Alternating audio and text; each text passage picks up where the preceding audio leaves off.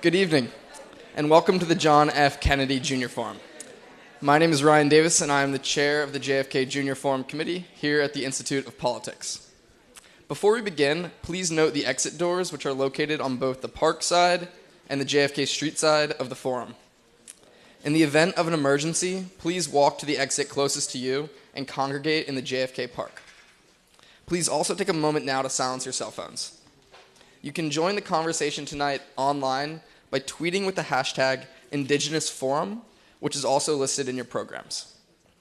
Please take your seats now and join me in welcoming our guests, Angela Riley, Oren Lyons, Joe Williams, and our moderator, Joseph Kalt, and HKS MPA 2018 candidate, Brandon Stevens, who will introduce the program.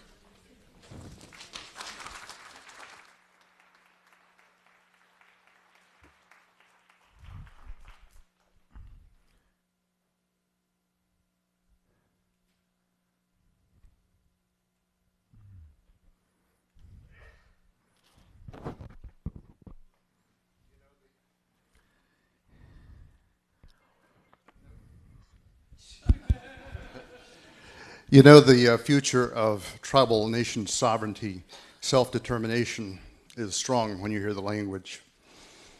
Shil ostagoiga, galieliga, jage doha, negada. Honey, ashkaya yi, shkadugi, Joseph Kalt. Good evening and welcome to the forum. I'd like to introduce to you Professor Joseph Kalt, our moderator, who is the Ford Foundation President Emeritus of International Politics, Political Economy at HKS, co-director of the Harvard Project on American Indian Economic Development. Professor Kalt joined the faculty at Harvard in 1978. In 1987, he founded with Stephen Cornell the Harvard Project on American Indian Economic Development. In 2005, Professor Kalt received the National Center for American Indian Enterprise Development First American Leadership Award for his research on public policy affecting Native peoples. In 2010, he and Professor Cornell received the National Congress of American Indians Award for public sector leadership. Professor Kalt is a member of the Board of Directors of the Native Governance Center and chairs the Board of Directors of the White Mountain Apache Tribe's Fort Apache Heritage Foundation. He's also served as the vice chair of the Board of Directors of the Sonoran Institute and as a member of the Board of Advisors of the National Institute for Civil Discourse, the Navajo Nation's President's Council for Economic Advisor, and the Advisory Board of the Chickasaw Nation's Community Development Enterprise. Ladies and gentlemen, Professor Joseph Kalt. Thank you, Brandon. Well, thank you very much, Brandon. Our fourth speaker has literally just flown in and is joining us. I'll introduce all of them in a moment. Let me just say that this evening's program focuses on Indigenous self-determination and self-governance. The drive for self-determination among Indigenous communities is really now a worldwide movement. It flies under different flags, if you will: nation building, self-determination, self-governance, sovereignty. But it's fundamentally the drive to reassert inherent rights of self-determination and self-governance. The hard evidence is that the only policy that's ever worked to rebuild the lives of individuals and communities across the Indigenous world are policies of self-determination, letting people have the power and the right to govern themselves, to make their own decisions. And what we have tonight are some of the leaders in that movement, this movement for Indigenous self-determination and self-government. To my immediate left, Angela Riley. Angela is a former student here at Harvard, a professor of law at UCLA, where she runs the American Indian Law Program. She's also the Chief Justice of her nation, the Citizen Potawatomi Nation Supreme Court in Oklahoma, and about 15 other things that she chairs and so forth. So we're thrilled to have Angela with us. To her left is Chief Oren Lyons. Chief Oren Lyons is the Faithkeeper and Faithkeeper of the Turtle Clan of the Onondaga Council of Chiefs, Haudenosaunee, or the Six Nations Iroquois Confederacy. Chief Lyons has been active for decades in the drive for Indigenous self-determination. He's a rock star. Probably he deserves as much credit as anyone, if not more credit than anyone, for the passage, for example, of the United Nations Declaration on the Rights of Indigenous Peoples in 2007. He's also, for example, the founder of the Iroquois Nationals lacrosse team and the co-founder of the Traditional Circle of Indian Elders and Youth with the American Institute in Bozeman, Montana.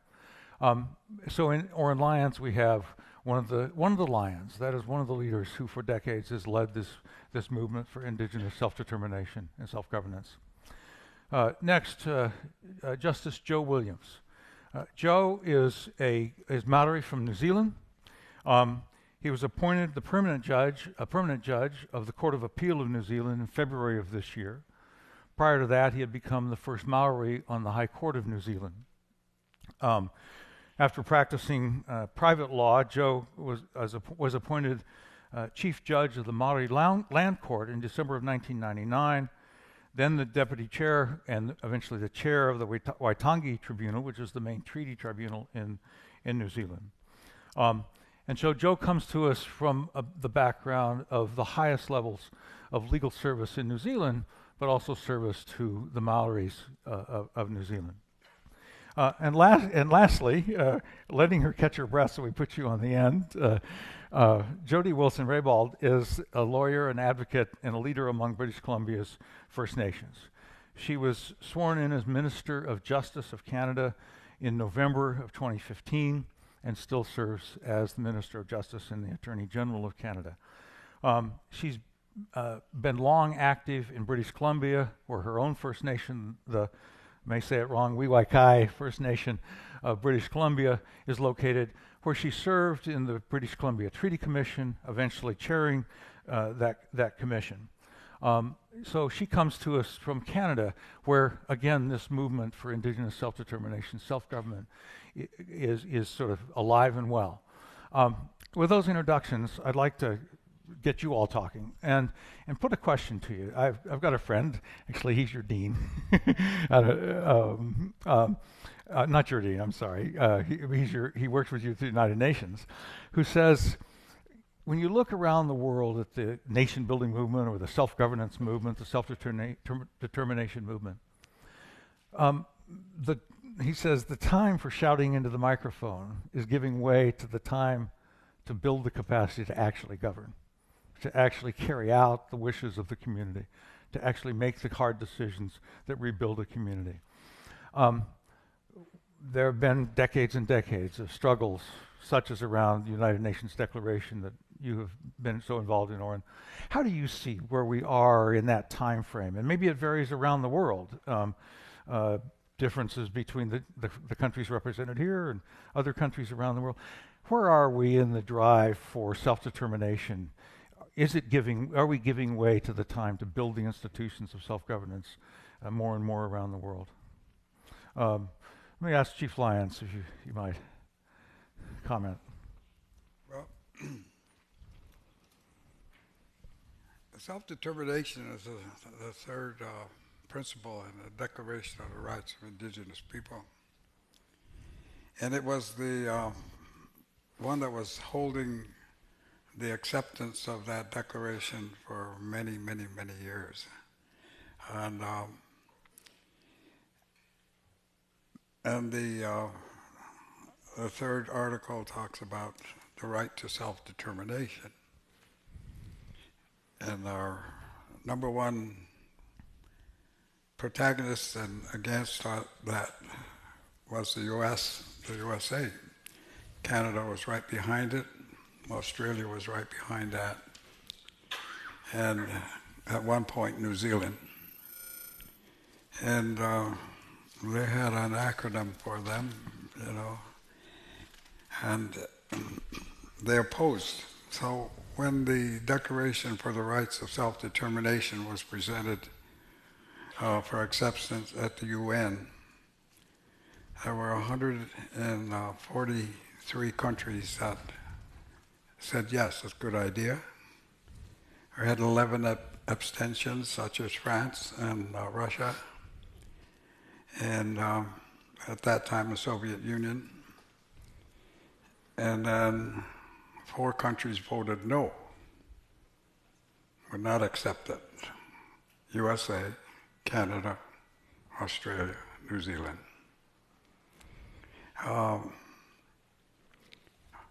New Zealand recanted first. They said, well, we rethought this whole thing and we agreed it's a good idea. Then Australia. And then Canada, kind of casually, not really.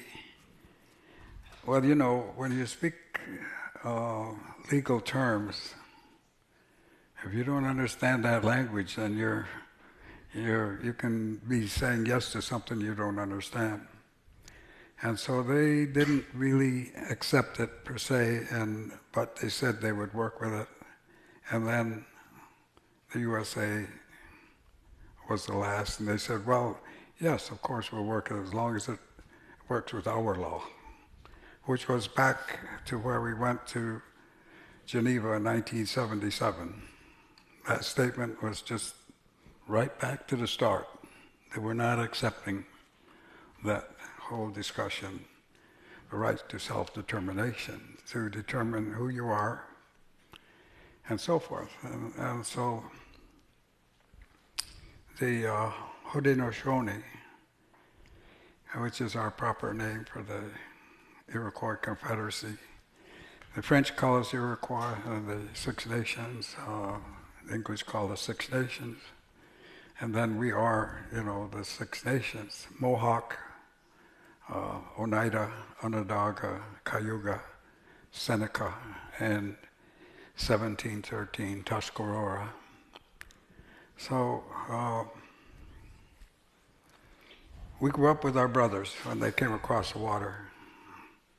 We have our first agreement with them in 1613, and that discussion has been going on all this time. So in the area of self-determination, we have a lot of groundwork, and probably are the last standing traditional system still in charge of land. Let me ask Minister Wilson-Raybould, in Canada, Chief Lyons just mentioned conflict of our law versus Indigenous law. In Canada, the drive toward the strengthening, really, of local Indigenous law, including tribal courts, as we would call them in the United States, seems to be gathering more steam. From where you sit, you must have an interesting position. How do you see the state of relationships between the First Nations, the Government of Canada, around particularly the legal disputes or potential disputes? How do you, are they being worked out? Are they getting more troublesome? Where do things stand? First of all, I appreciate being here and the opportunity to have this really important discussion. And maybe I can answer your question by sort of answering the first one from my perspective as well. In terms of Canada, we became a country in 1867. And when the so-called fathers of Confederation got together, Indigenous peoples were left out. They were not a part of the division of powers in terms of the federal government and the provinces at the time.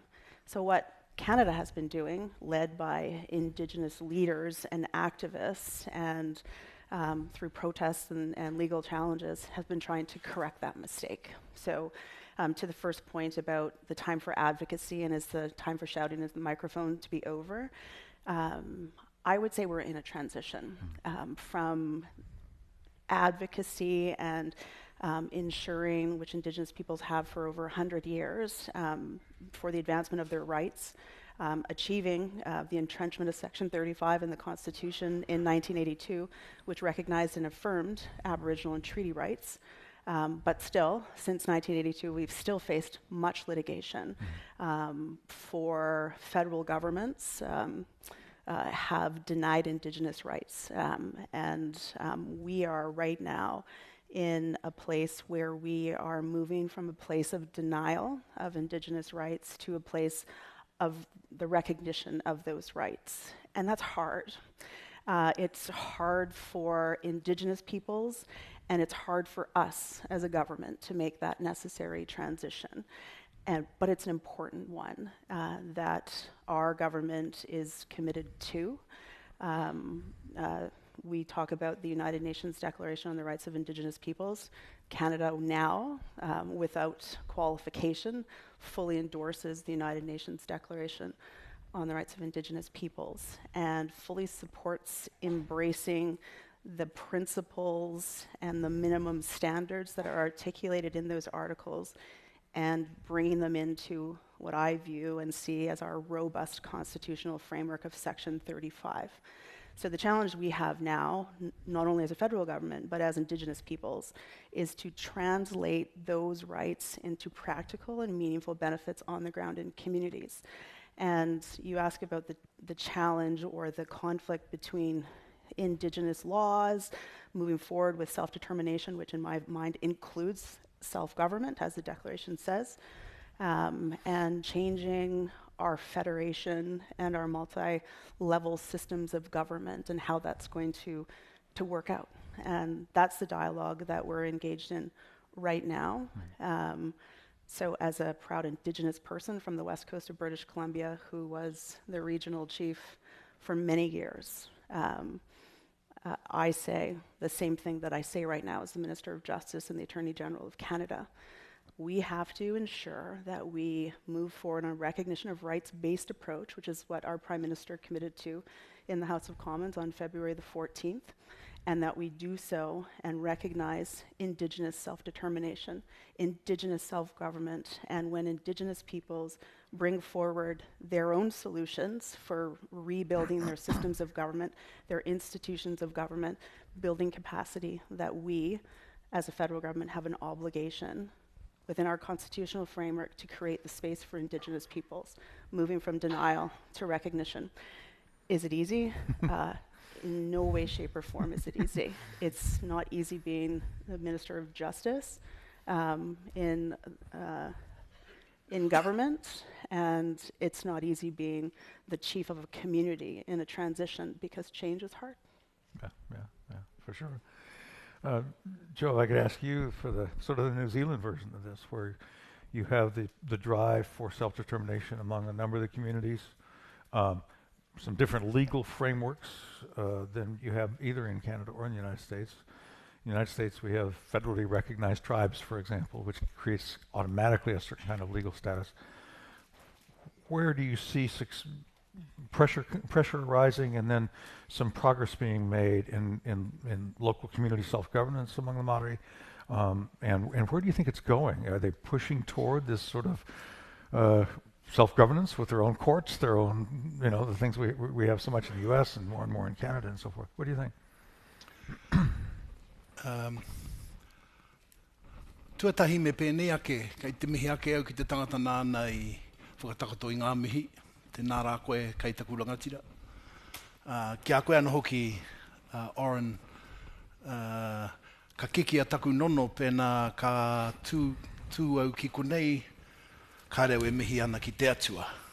Nō reira, I o mahi pakanga mō ngā iwi, I te UN, I UNDRIP, I era mahi katoa, ka mihi rā te ngākau ki a koe. O tira tuahine, tēnā koutou. Firstly, let me translate briefly. I just wanted to thank the chief who offered us a formal greeting and ask that we be made welcome here in this place where the fires of Indigenous authority still burn. Secondly, I said if I went home and said that I was sitting on a stage next to Oren Lyons and didn't offer him a formal greeting, I'd get my butt kicked.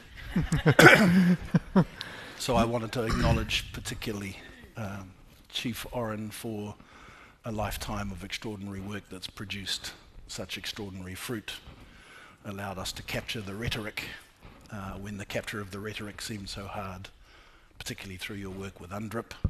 The fact that you carry an Onondaga passport and that your lacrosse team is a national lacrosse team competing against the US, these are rhetorical statements of enormous power. Also, I acknowledge my sisters who share the stage with me, and thank you, Joe, for inviting me. All right, that's just the intro. What was the question again? No, I heard. Firstly, is it time to put down, let me just say, is it time to put down the microphone and start having quiet talks to achieve the things we want to achieve, as much amongst ourselves as with the colonizer whose grant we need to advance and develop? I thought hard about that question. I think the last thing you want to do is put the microphone down. I think wherever we get to, shouting into the microphone is a useful strategy. But that said, let me give you a little bit of background to my country so you understand what I'm saying. It's often these things get lost in translation and you draw the wrong message. So my country is a small country, 4.5 million people, about 650,000 Māori, about 15% of the population. No reservation system. There never was recognition of discrete territories within the colonisation project, because the recognition of discrete territories would have stopped colonisation in its tracks, because the country was too small to allow for that. So the tribes were actively undermined as state policy from really the times of first colonisation all the way through to the 1990s. It's only a very recent phenomenon in my country that the tribe has had any jural or legal recognition at all.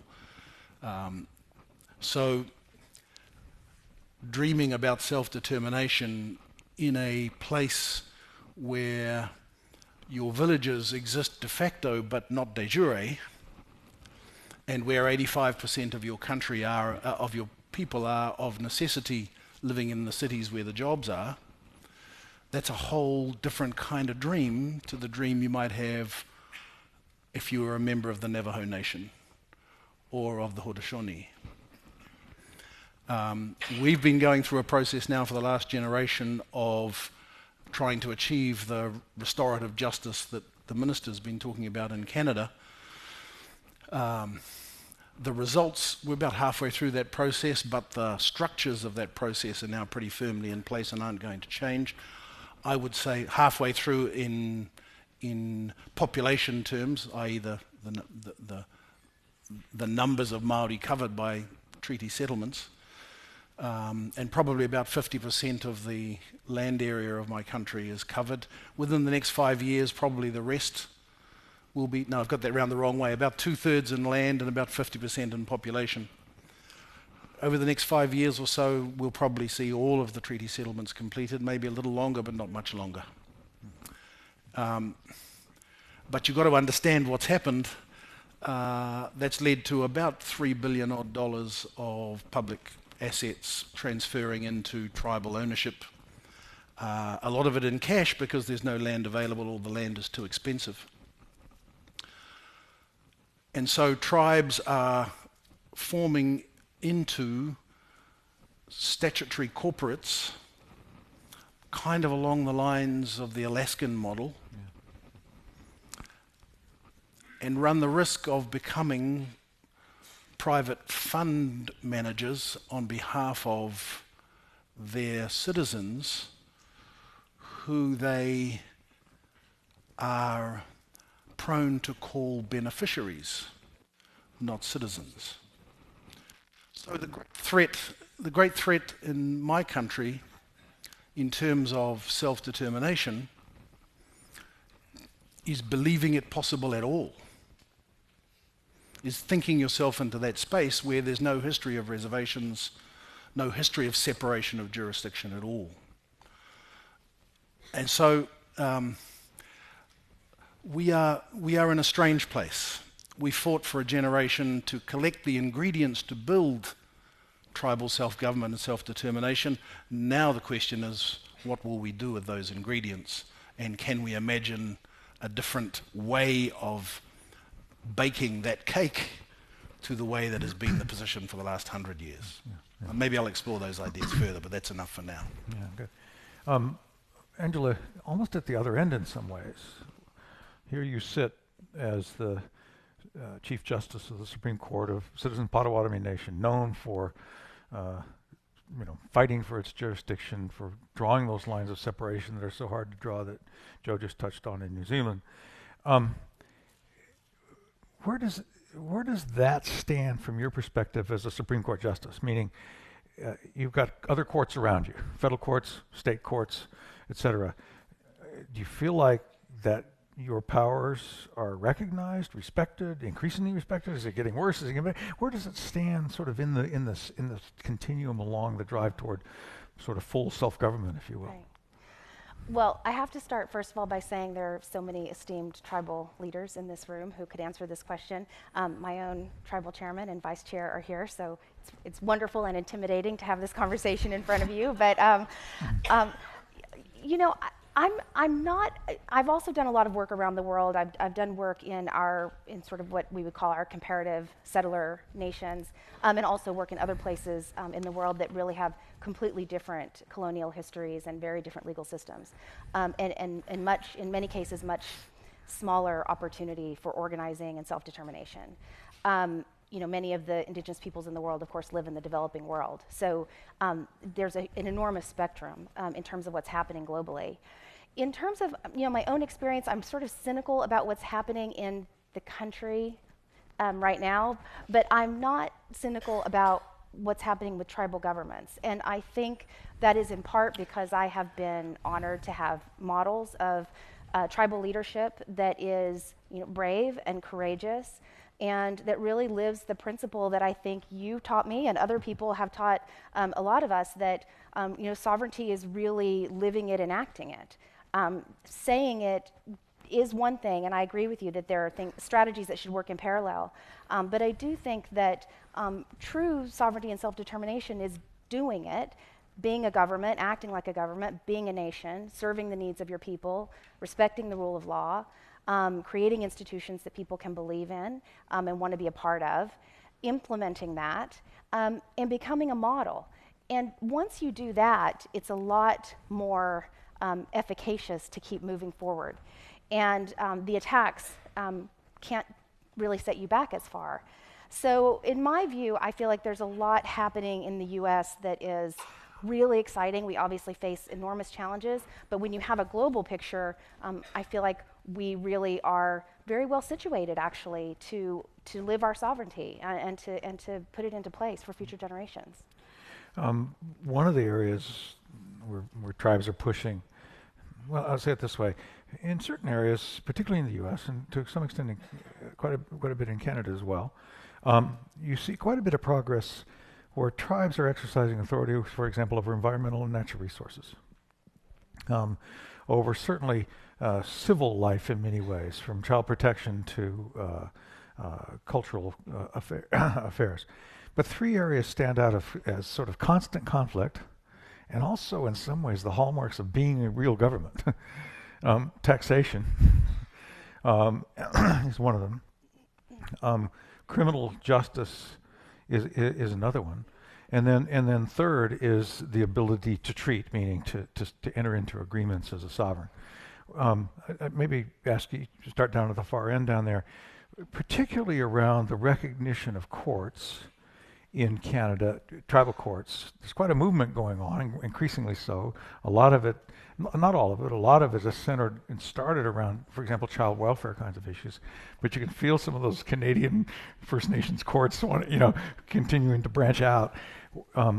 Is there progress there in Canada? The recognition of courts, the recognition of any taxing authority, particularly jurisdiction over criminal justice issues?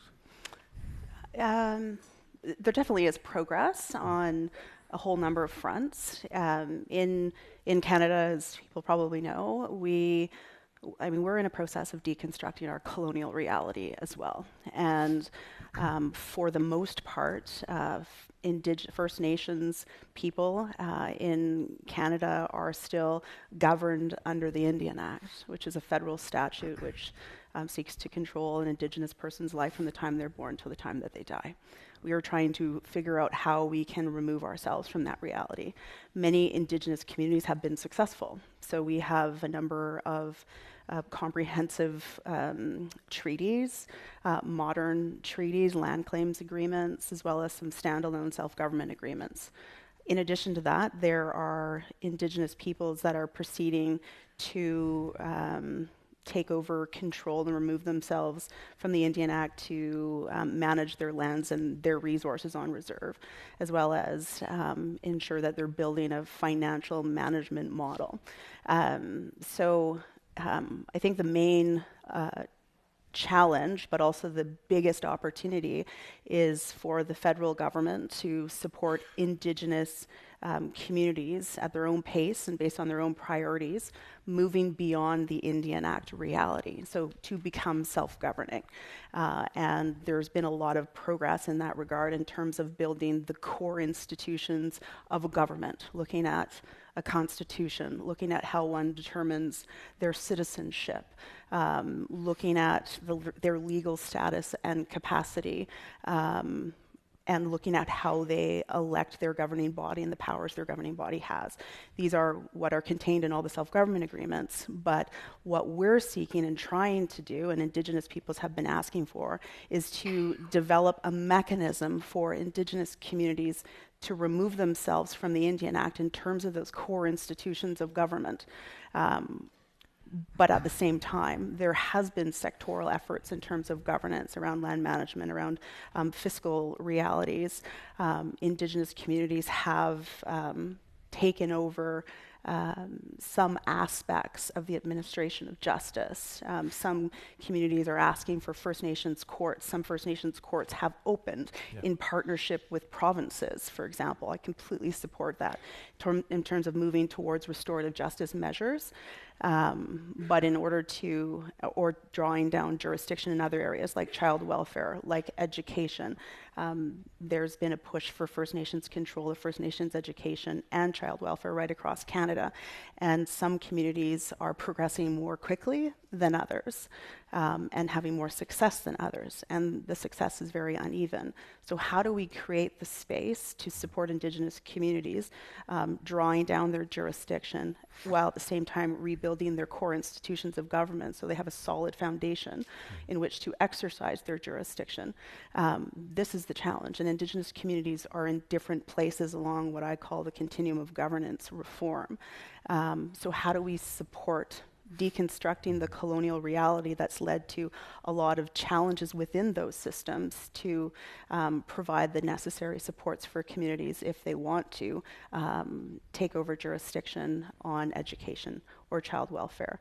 And one of the main drivers of that, and this has been to the credit, I think, more so of Indigenous peoples than any level of government, and I can say that because I'm a member of one of the governments, is the drive and determination for First Nations-led institutions that take advantage of a broader base of individuals, broader base of resources around school boards, for example, around a regional body or a national body that will support land management or the support child welfare. So this is something that I think is really important for the federal government to support, whether it's an Indigenous governance model or if it's a shared governing model in the transition. I think there's a lot of mechanisms and ways that we can support Indigenous peoples taking over these really necessary jurisdictions. And any government, and this is a very tough issue to talk about, any government needs to have powers, jurisdictions, needs to have land, and needs to have a basis upon which you tax. They need to have revenue.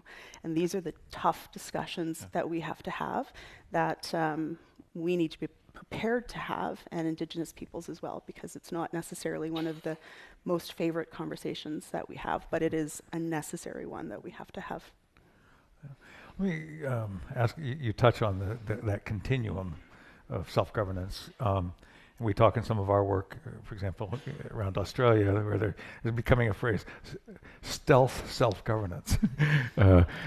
Building the capacity and just taking over the school board or whatever it might be. And I wonder, particularly in New Zealand, Justice Williams, with your experience and that some of that tension between the corporate structures and the villages and so forth.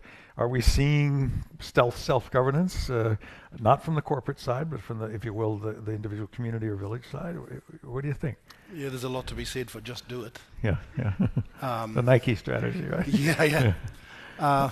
Look, I might be breaking ranks here, Joe, but I don't think self-determination is the point. I think it's the path to the point. Self-determination is a means to the end, and we have to have a very clear view about what the end is. Because if in self-determining we simply replicate the systems of the ones that were before, if we don't, through the exercise of our self-determination, ensure the survival of our language, of our cultural practices, of our cohesion as communities, if self-determination doesn't strengthen our communities, then don't waste it on us. And so that's the measure. The measure for me is going to be in 500 years' time, is my language still spoken? And do my people still remember me on the tribal genealogies? Yeah, maybe they won't, but... the most important principle for Māori people generally is the principle of whanaungatanga, the legal principle of whanaungatanga, of kinship. Will that still be the most important thing for my people 500 years from now? Now, if self-determination can deliver that, great. But it's no guarantee. Yeah. So that's why I think the way to think about this is that self-determination is the path, not the destination. And we have to keep the destination very clearly in our minds. Now, in Aotearoa, we don't have reservations or reserves that we can section off that have schools in them, and you can drop police into them, and maybe you can convince the people that are living in the kāinga, as we would have called it, to give up a bit of money to fund the government. Maybe we just don't have that. So, but on the other hand, we live in such a complex world. We can think about self-determination in multi-layered, multi-dimensional, quite convoluted ways, by stealth. Taking over the school board is a good one. We, for example, can't take over the criminal courts because Māori crime affects lots of people who aren't Māori. Although 42% of Māori crime is Māori on Māori crime, in which the Māori is a victim as well, but they're often from a different tribe. So, that's a messy kind of reality that we have to deal with. But what's happening actually is the tribes are counter-colonizing the courts.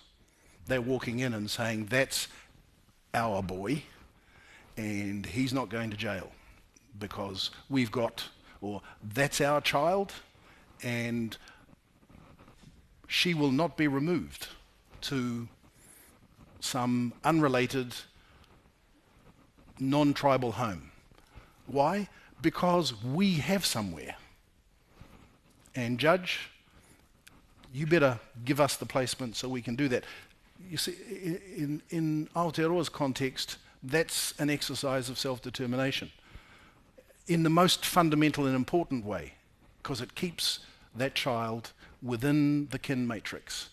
And while that's still possible, my 500-year dream remains a realistic dream. So I think we have to be very creative about how we think about self-determination in our particular contexts and why we think about it. We often say that self-determination, you can fight mightily for those rights and so forth, but unless you can exercise them well, toward the end, indigenous communities, indigenous nations are just like other nations in the world. They can fall flat on their face. Yeah. And so that challenge of building that capacity within the community, which is why we often see self-determination linked to self-governance, so that the community is making the decisions on the theory that the people who have the best chance of making them correctly are probably from the community themselves. Well, the big question is, one that always struck me when I was a judge working in the Waitangi Tribunal was, we've spent 30 years chasing the bus. Mm-hmm. But what happens when the dog catches the bus? Right. Then you've got to learn how to drive it. And barking's easy. Yeah. having said we can't put the microphone down, actually barking is easy. Let me ask both Chief Lyons and Justice Riley in your role as professor as well, I guess. Both of you, we're talking here, developed nations, Canada, New Zealand, Australia, United States, but in many parts of the world, you could get a lot of trouble for even talking like we're talking right now in some ways. That is, in many parts of the world, this drive toward self-determination, toward making one's own decisions, that is self-governance, is just nascent. I know you work with the United Nations, obviously, Oren, you've spent your life doing it. What do you think is going to happen there? Are we looking at a future where we continue to see at least some progress, or should we be pessimistic? Communities are losing their language, as has been brought up all over the world. What are your thoughts? Outside of the developed world, in other words, outside of the developed world. Well, the indigenous people are so complex. So many different nations, so many different situations, and trying to establish one rule for all of that is very difficult, because wherever you go, they have long established processes for survival, and a basis of your governance is always for the welfare of the people, and it's always for the welfare not only of the people, but Indigenous law requires that you be respectful for everything, for all the bees and for the birds and for the animals, the trees, everything that grows. You, as a leader, that's what our mandate is. It's not just people, it's everything. So if you don't have that broad perspective and that responsibility, then it gets to be just people. And just people doesn't work. And that's what you're looking at right now. So I think that, just across these broad expanses of Canada, United States, and Central South America, so many different cultures. They're not the same. They're different, They have their own relevance, but one thing in common. When we went to Geneva in '77, we had to speak the next day, and we had one day to sit in council for what we were going to say. And we had people from Central America, South America, North America. And within, I would say, 6 hours, we had our speakers, we had agreement, because there was one principle. We all understood the natural law. We all understood the common ground. And therefore, even though this person was speaking from Panama in a language that I wouldn't understand, I knew what he was speaking about. So we had a common ground. And the next day we spoke as a union, because we were indigenous. It's common. And our industrial development has really hammered that hard, and I think you mentioned language and all the cultures are fundamental. It's fundamental to your identity, and so I think that the UN is failing now. They're gaining, and we're losing traction. When we went to Geneva in '77 and opened this whole discussion about who we were and our responsibility, we didn't ask anybody. We went, and you mentioned just do it. Well, sovereignty is simply the act thereof. You're as sovereign as you're able to be. It's not more complex than that. So when you can't do something, then you have to say, well, why can't I? Who's stopping me? And so forth, and so on. So in 1934, when the transfer of governance really moved from traditional people into American law, U.S. law or Canadian law, then you stepped into another sphere and become pretty good at it, but still, what about your original position? What about your own law? What about your own values? So principles, I think, basic principles is foundational to indigenous people. Peace is number one. The Confederacy is based on peace, the great tree of peace. That's our symbol. And we were told, peace. And we've been working in that direction. And the women, we're a matrilineal system. My children are named after my wife, nation. And when the peacemaker said, he said, the earth is female. And so the women are in charge of the earth. And they're in charge of family. You have a core. And mention it again, family. Families, that's us. We have big extended families, wherever you go, you know everybody. And also, the clans. I'm a wolf, that's my clan. I'm a wolf.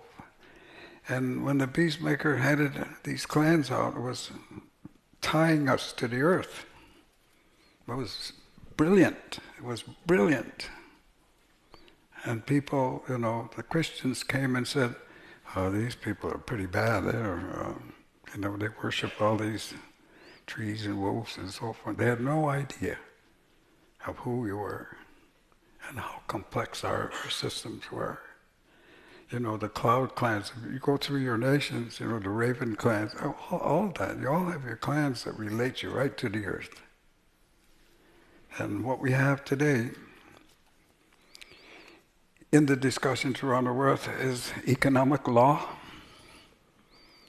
Not much behind that.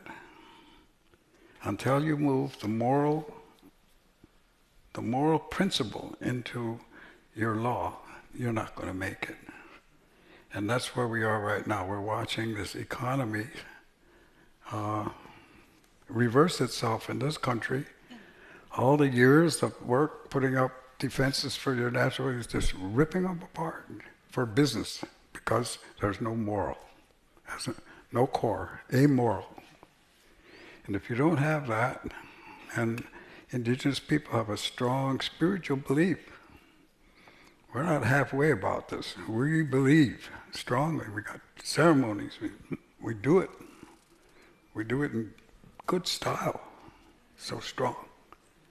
We're fighting against this economic force without a moral back. Any thoughts? I think to build off of what Chief Lyons said, it's interesting to me sort of looking at the way people are organizing around the world, and I do agree with you that in some places the challenges are existential for some people, maybe the political climate or maybe because of the dire conditions in which they live.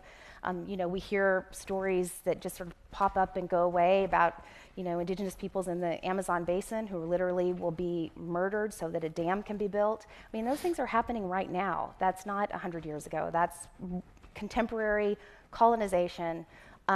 We have a planet that is suffering under the weight of humans, and humans who have put themselves above all the other things on the planet and have stopped learning how to live in concert with it.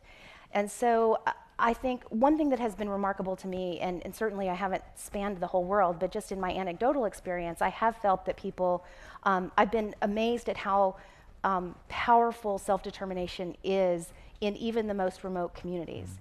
I think the language of self-determination is now getting out there. There are very, very few people who organize in this space at all, even in developing countries, who don't know the language of self-determination. They know it. I definitely have my skepticism about the UN and other regional human rights regimes, but for some Indigenous peoples, they're in nation states that are so fundamentally opposed to their existence and even identifying them as Indigenous that the United Nations has at least, and I think through the Declaration too, provided a language and provided a set of terms that capture some of the Indigenous beliefs about what self-determination looks like, and also about Indigenous peoples being part and parcel of a larger world. And one thing I find slightly optimistic, maybe I'm always trying to see the best side of things, but is, I think one of the ways that I see Indigenous peoples really intersecting with the rest of the world and being respected and called upon in a way that maybe we haven't in the past, at least in the past 100, 150 years, is that we're in an existential time in terms of our planet and our resources and our global population. And there is, at least in the circles that I feel like I operate in, and people who are really passionate about social justice, environmental justice, climate change, understanding the relation of man to his or her surroundings, is looking to Indigenous peoples as peoples who understand models of sustainability, people who understand models of respect for earth and environment, and not even in a hokey way, which some people might think that that's sort of a romantic vision, but as the chief said, it's not. It is actually one of the only common threads that runs through Indigenous peoples around the world that I have seen, which is that respect for the earth and the environment, and an understanding that man is a piece in it, not above it, and looking for models of sustainability for the generations to come. And I think that we have an opportunity to make alliances in that way. Yeah, okay. Well, let's take some questions from the audience. Anybody want to put something to our panel, please? There's microphones. A couple? Yes, sir. How you doing, ladies and gentlemen? My name is Paul Bismarck.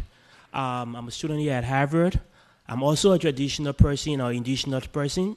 I'm originally from Liberia, and my traditional name is Nantokba. And in my language, we say welcome by saying, thank you guys for giving me the opportunity to speak. Being from West Africa originally, and as you know that most of the history of colonization, what happened to most of the countries in Africa, how these days we are stripped of our identity as a people. My name is Paul Bismarck, which is German, and something else missed. That's my name here in America. But my traditional name have nothing on my paper and all that. As leaders of the traditional communities around the world, you speak that you work with the UN, and are you the Chief Justice of Canada? What are you guys doing to include other countries, most especially in developed countries, like like places like Ghana, Liberia, Nigeria, and what, most especially since I'm in America, what the U.S. government policies towards people traditional rights? Because sometimes we say that we're doing things in the name of democracy, and I'm also a veteran. I'm a wounded combat veteran of the United States Army, and I know sometimes we say we're doing things in the name of democracy, but we have no respect for traditional people. Maybe it might be in Afghanistan or in Iraq. We have no respect for them.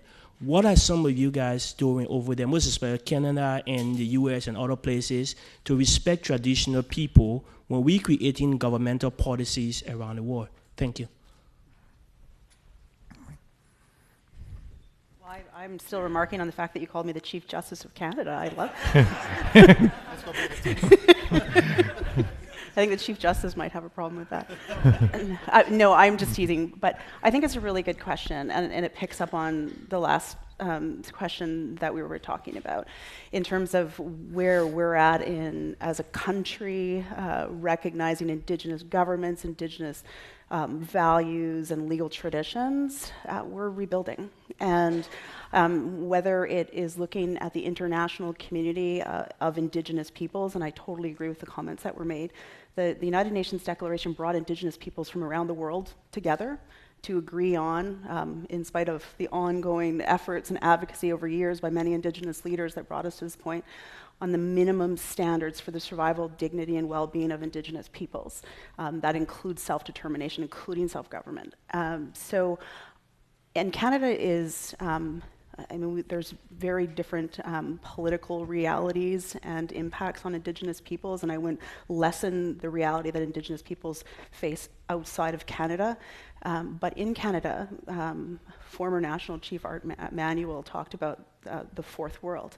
And in Canada, they're in Indigenous communities, they're third world countries living in a first world country. And how do we transition from that? And for me, I'm a completely glass half full person. I have great hope and optimism. One, because Indigenous peoples are still here, and they're still here because of their resilience and the strength of their culture, their traditions, and their way of being. My traditional name is Puglas. I come from the Muskamat, Zaudena, and Lichuchta people on the west coast of Canada, and we still practice our system of government, which is the big house. We make laws, we know the relationship, we know who's responsible for a particular piece of land. So how do we ensure, and this is what we're doing in Canada, and Indigenous peoples are leading this work, that we create the space for Indigenous peoples to be self-governing? And I agree, self-determination, people can self-determine to remain under the Indian Act, for example. They can self-determine to actually draw down jurisdiction and become self-governing over whatever jurisdictions they choose. And many communities in Canada are doing that. And our Supreme Court has talked about the necessity of reconciling different governments, different powers within our Constitution, between Section 91, which is the federal powers, Section 92 is the provinces and territories, and then there's this uniquely Indigenous jurisdiction that is Section 35, and it is a full box of rights that Indigenous peoples have, a full box of rights to be able to draw down jurisdiction in whichever areas they deem appropriate for their own community as they rebuild. And I believe, and I've said this in many different places, and I know this is a conversation that's Stephen Cornell and many others have had, that the resurgence of Indigenous governments and the rebuilding of Indigenous governments in Canada and throughout the world will dramatically transform how Canada is governed. In terms of our evolving notion of cooperative federalism, it will be good for Indigenous peoples, and it will be good for Canada. And I think that Canada can continue to work to be a leader in the world, to tell our story about how we are seeking to deconstruct our colonial reality. It's been really difficult, and it's ongoing, but I agree in the sustainability and the laws and protecting the environment and the lands, because people who have lived on and survived off the land they've lived on for millennia have more detailed solutions, more understanding, more knowledge about that land than simply people that are there to build a project or are just passing through. We need to embrace that reality, and that's how the country is going to transform in terms of this notion of cooperative federalism, which has to include Indigenous jurisdiction. Once again, thank you for being here this evening. Once again, my name is Brandon Stevens, mid-career Masters of Public Administration, and I'm a citizen of the Eastern Band of Cherokee Indians in North Carolina. But particular to Chief Lyons, I'm curious, as we develop here at the Kennedy School and other schools across the country, there are many mechanisms set up at the top to go in and work on the laws and changing how we can build self-governance and self-determination. But we as advocates and workers in service, as analysts and advocates and leadership coming to Indian country and native or tribal nations across the country to help make change. A lot of times I know in my own community, we have worked very diligently to manage and direct our hospital, our courts, our school systems. Very few programs, if maybe just one or two, remain at the Bureau of Indian Affairs. But to get to that point, we needed assistance, we needed to build our capacity, we needed to build our learning. So I'd like to see what your advice to someone like myself and others who may come through the Kennedy School and others, how we are most effective to help tribal nations build, because one of the experiences of my own tribal nation working to build its capacity, we like to carry our own water. We like to have that work happen, but we still need a little bit of help from the others, the Seminoles, the Choctaws, and several other tribal nations to help move our agenda and move the needle along. But there are several others, and so many of my colleagues worked with tribal nations across the country with Dr. Kalt's program and Dennis Norman's program to help some tribal nations build projects. But all along the way we were working to be sensitive to the tribal nations, but I would like to see what your advice is for young advocates coming to help and affect change and be thought leaders and help meet those challenges. Oh, the first observation is the heavy use of tribal here. Onondaga, we never say tribal. We say we are nations, period. Nations as it stands. You say tribal, that's you're adding something to the discussion. What do you mean by tribal nation? No, we're nations. We've always been nations. That's been our heritage. That's who we are, no matter where we are in the world. I think that basically this group you see sitting here, we poor people here are products of our realities that we face in, and now we're in positions of great responsibility because of where we sit. We have huge responsibilities to everybody to be here. As you know, you are leaders. You're sitting out there, many of you are leaders. Your nations rarely get to come to Cambridge, or, our people rarely get to go to New York City, or they're home. And you have to really, you that get out, you that know something, meet people and so forth, you have to protect your homeland. You have to know who you are. You got to know who you are. Your identity is number one. And that's what our brother from across the water beat out of us. He tried to beat us, and he tried to kill us, and he couldn't do it. We're still here. So the leaders that are sitting here, a huge responsibility, because it's a privileged position we're here in. Responsibility. It's not just a good dinner tonight. You got people back home who are depending on you, and land has always been the issue. Land, and on top of that, the jurisdiction on that land. Who has the ultimate say? That's your sovereignty. If you don't have the ultimate say on your land, then you're not sovereign. It's as simple as that. Somebody else is. And so that's what we've been fighting all the time, because we know who we are. We know our lands and so forth. We've been moved. Tremendous history of being moved about. But here we are.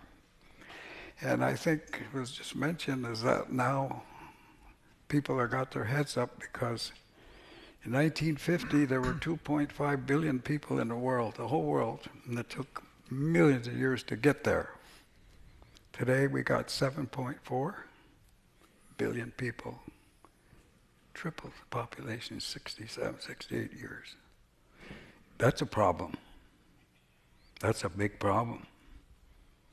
That's water. Now, we're a species.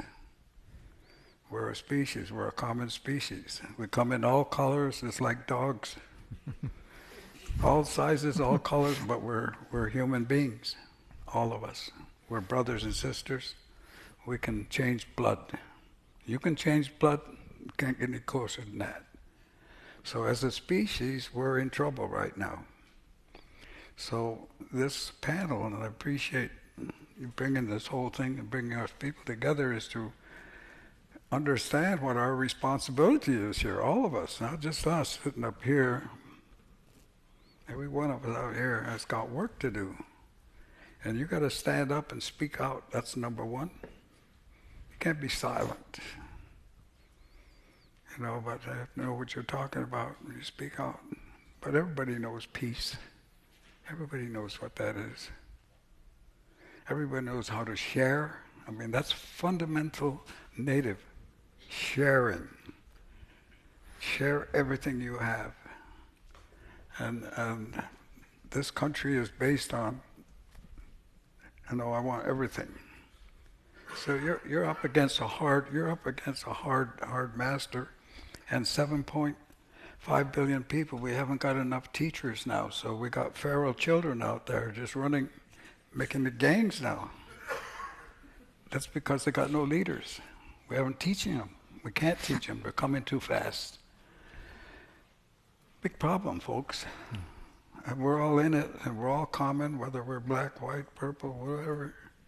So the common cause, the basis of life, respect. If there is a native law around the world, it's respect.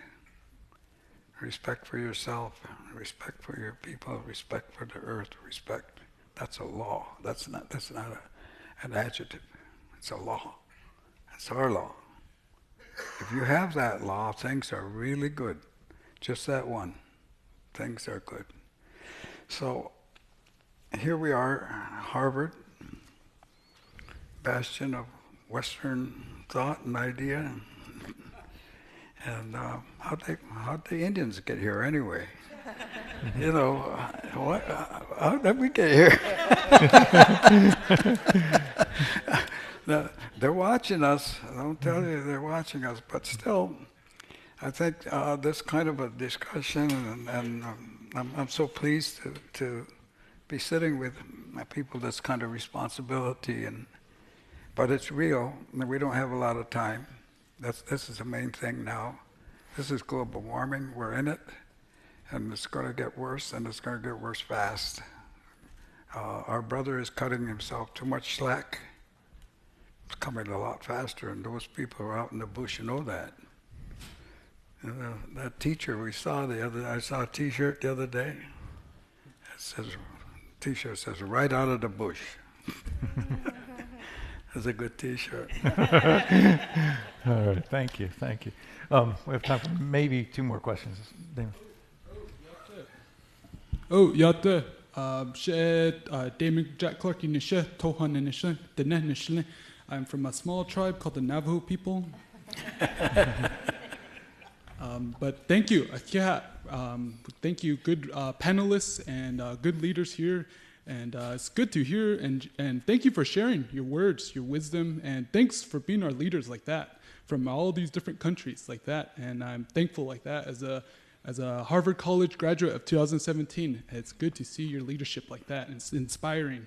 And so here at Harvard University, at Harvard Kennedy School, the Institute of Politics, I'm curious to hear about your thoughts on how we use our Western education, how we use places like Harvard University and various universities with your various degrees, all good, honorable people on this panel. So I'm curious, how do we navigate that? How do we balance Western and our own traditional way of life, our thinking, our language, our culture? So thank you again. It's just an honor to sit here with you. Thank you. Well, you're a Harvard graduate. Am I? It's been so long, I don't remember. Well, thank you for your question. It's nice to see you again, by the way. Congratulations on graduating. I will just say, one of the reasons I think I feel optimistic about what's happening, especially in the U.S., is that I think that there is an understanding and more of an acceptance that it doesn't have to be an either-or. And at different points in your life, you're probably going to prioritize one more than the other. And for some people, they may decide at some point that they need to go home, and that's the fundamental thing for them. And I think you're going to see a range. But what I do find exciting is that I think part of it is because more Native people are accessing higher education, going to professional schools, becoming professors, that in some ways we're indigenizing the academy. Classes are being taught, scholars are doing work. This research is filtering out into the world. It's changing the way people think. I believe in the academy. I know some people think that it's not the most useful thing, but I do believe in the work that we do. So I think that we're actually indigenizing the institutions. I think with this kind of education, then you can begin to indigenize the government and indigenize the court, and you have access to things that you can't have without certain credentials that the outside world wants to see. So I don't think that you really have to see it as an on-off, and I think that each individual has to decide for his or herself what that balance is. But what I see is Western education being really empowering. And just to go back to the environmental issue for one moment, one thing that's been really exciting for me is to see this in California with indigenous communities around water, coastal preservation, marine life, saying, we've done this for thousands and thousands of years. We have an enormous amount of knowledge. And now we have partners who also have this Western knowledge. And together, we can move the agenda. So it doesn't have to be a fear, I think, and it doesn't have to be an oppositional relationship. And that, I think, is really where the power will come in, is through that kind of open-minded collaboration, but always staying true, of course, to who you are and what your principles are. That's my take on it. We have time for one last question. Thank you. I hope I don't disappoint then. My name is Guthrie Duchesneau. I'm from the Cheyenne River Sioux Tribe in South Dakota. And I wrote down a few things as you guys were talking, the way you're making me think. There's a couple of things I wanted to mention. One of them is, if we're sitting around waiting for somebody else to recognize whether or not we are able to self-determine or self-govern or recognize our rights, we're never going to get them. The other one is, we don't need to decolonize, we need to recolonize. We were here first. That's how the Indians got to Harvard. It doesn't make any difference what language you lose an argument in, as long as you're losing the argument. And the question that I have after all of that nonsense, what area of Indigenous governance do you feel has the most potential for progress in this fight that you're talking about?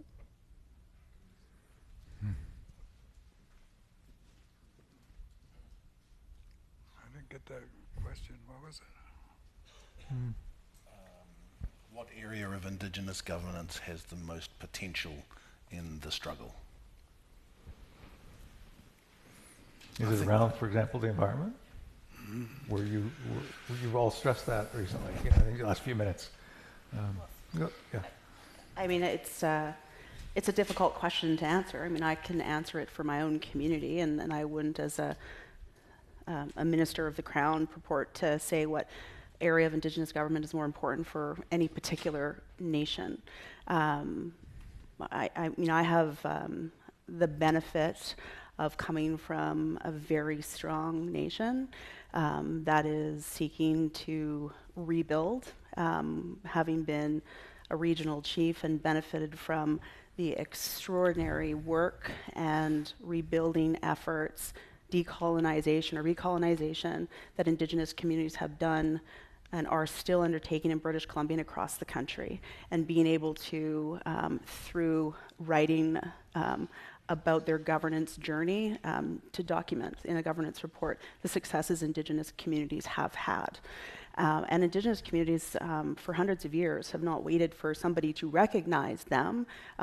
Indigenous communities, nations, and governments are still strong, but the reality within our country is that we are in a process where we are seeking to reconcile with Indigenous peoples all levels of government, orders of government. And that process is necessary. As our Supreme Court has said, we're all here to stay, and we have to figure out how we are going to live together in respect and recognizing each other's jurisdictions, respecting that, and figuring out how we're going to make decisions together. And for me, I think the transformative way Indigenous peoples will continue to rebuild and be able to have long-lasting jurisdiction in many areas is to rebuild their fundamental institutions of government to where they once were. They might not be the exact same as the laws of our big house, but they will still have the same principles and values rooted in them. So moving away from imposed governance, impoverished government as it is under the Indian Act, to rebuilding their constitution, as I said, looking at those core institutions of government and rebuilding that way in order to determine with certainty how decisions are made. And when Indigenous peoples do that, the federal government, all governments, in my view, have an obligation to back out of the way, have an obligation to create the mechanisms for that to happen, because the reality is we are in a fiduciary relationship with Indigenous peoples in Canada who are, for the most part, unless you're self-governing, remain under the Indian Act. So we have to create the necessary transition for Indigenous peoples to not have to go to another government and ask, is this okay? Because that's not self-government. That's not how Indigenous communities are going to become even more strong than they are. Joe. I started thinking that the struggle is at multiple levels, and that's the problem. the struggle for the land and the struggle for the people, and they're slightly different struggles with, and they sap your energy.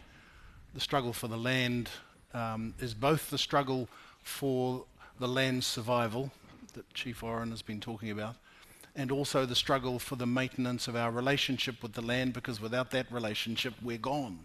We're not who we were if we don't have that relationship. So it's the maintenance of whenua, way of water and land, and of our relationship with it, because that's where we come from. We are its children.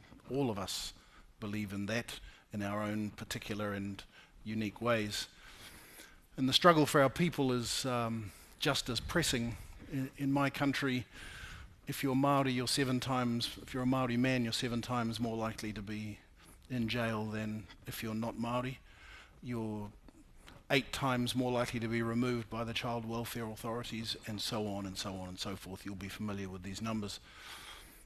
And so one of the dangers is that we become so inward looking into our traditional communities, we forget that the people we actually have to save are the most vulnerable people of our own communities, who may have quite tenuous connections with us now after all they and their parents and grandparents and great-grandparents have been through.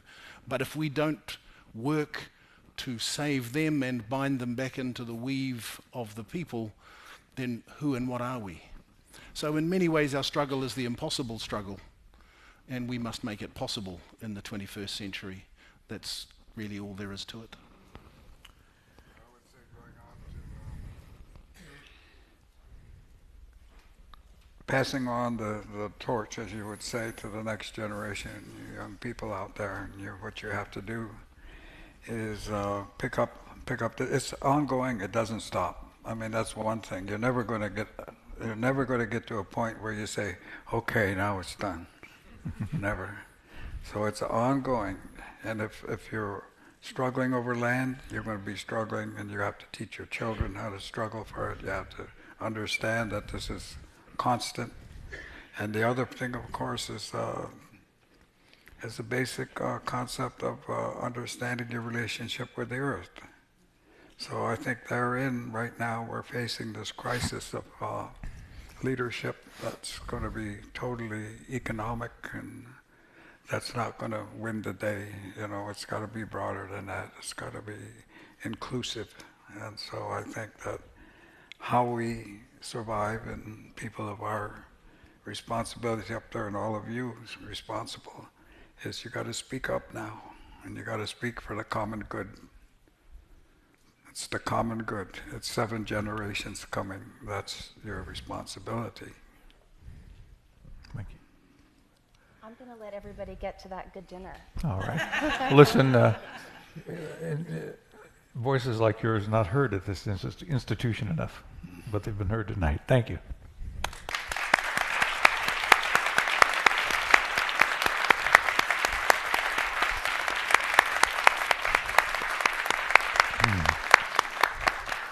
Yeah, thank you.